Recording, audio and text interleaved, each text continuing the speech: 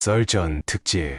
휴일 새벽이 아니라 평일 밤에 국회에 280명, 선관위에 300명 병력을 보낸 건 비상계엄을 제대로 할 생각이 없었던 거다. 군병력 1600명, 경찰 3600명 동원했다. 실제 투입된 병력은 국회 280명, 선관위 300명이다. 틀린 얘기다. 계엄 후 대통령 권위가 급락했다. 경찰, 검찰, 공수처는 윤석열 신병 확보 경쟁을 했다. 허나 신병 확보하는 순간 역병 불 것이다. 비상계엄은 허술했다. 구도와 계획이 완벽했기에 계엄은 허술하지 않았다. 다급하게 한 이유는 명태균 게이트 때문일 것이다. 동조하지 않은 장병과 시민의 저항으로 막았다. 계엄은 해프닝이 아니다.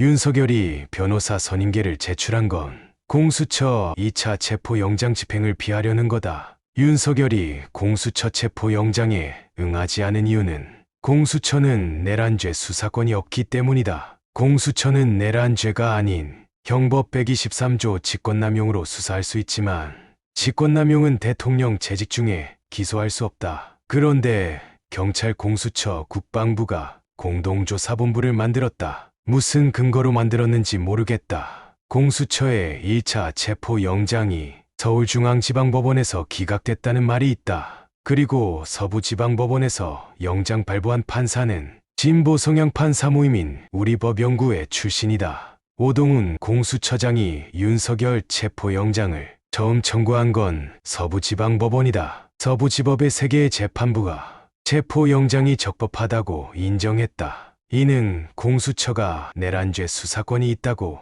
3개의 재판부가 인정한 것이다. 몇 명이 정의를 재단할 수 없다. 공수처 관할 법원은 서울중앙지법인데 대통령 주소지가 서부지법 관할이란 이유로 서부지법에 영장을 청구한 건 개가 웃을 일이다. 윤석열 측이 변호사 선임계를 냈다는 건 수사권 부정으로 대항하기 힘들다고 판단한 거다. 변호사 선임계 제출은 변호할 권리를 갖겠다는 것이다. 체포 집행할 때 윤석열이 그냥 끌려 나오지 않을 거다. 윤석열이 다치는 거야말로 민주당이 원치 않을 것이다. 사상자가 발생할 수 있으니 체포 집행하지 말라는 경고 같다. 탄핵 반대 집회 중인 윤석열 지지자를 선동하는 것 같고 제2의 내란 상태를 유지하겠다는 말로 들린다. 한 민주당 의원이 공수처에 관을 들고 나오겠다는 심정으로 들어가라고 말했다. 살인 교사를 하는 건지 궁금하다. 이를 제지하는 민주당 의원이 아무도 없다. 현재 국가원수를 수갑 채우는 게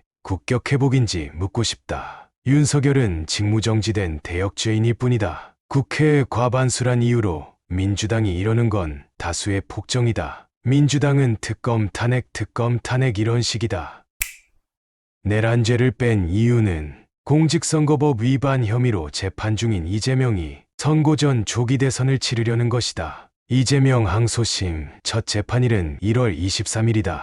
소송기록 접수 통지서는 왜 안 받았는가? 내란죄 철회로 국힘의 반응을 예상하지 못한 건지, 알았지만 빠른 탄핵을 위해 강행한 건지, 현재 국힘의 반응은 박근혜 탄핵 때와 동일하다. 2016년 당시 국회에서 뇌물죄 강요죄가 포함된 탄핵소추안을 의결했다. 그러자 헌법재판소에서 따로 탄핵소추 이유를 정했다. 이에 보수 측이 소추안이 달라졌기에 국회에서 다시 재의결해야 한다고 주장했다. 헌재는 뇌물죄 등의 성립 여부가 아닌 행위의 헌법 위배 사항만 판단하겠다고 했고, 최종 탄핵 사유에도 뇌물죄 강요죄는 없고 헌법 위반 사유로만 탄핵을 결정했다. 그렇기에 이번에도 내란죄를 철회해도 문제없다. 헌재도 빨리 처리해야 한다는 공감대가 있다. 정유라가 삼성에게 받은 지원이 박근혜에 대한 뇌물이라 볼 수 없다. 그런데도 뇌물이라 판단한 판결은 추후에 재평가가 될 거다.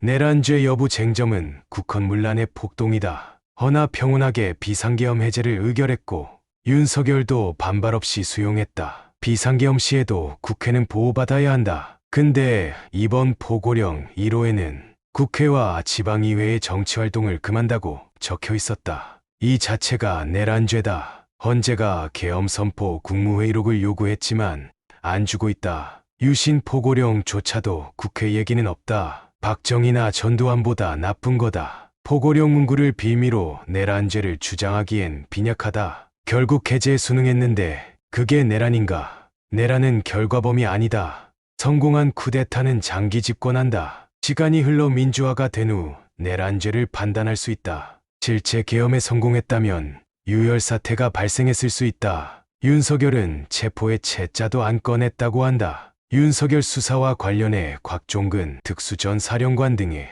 발언이 오염됐을 거라 본다. 박안수 육군참모총장은 억울할 거다. 국방위원회 현안 질의 때 하고 싶은 말이 있어 보여 곽종근에게 질문에 양심 자백을 받아냈다. 곽종근은 국방위 진술 전 김병주 민주당 의원을 만났다. 그 이후로 진술이 오염됐다고 할 수는 없다. 검찰이 다 듣고 판단해 기소한 것이다. 검찰에 가기 전 민주당 의원을 만난 것 자체가 잘못이다. 미국이라면 그 진술들은 모두 배척됐을 것이다.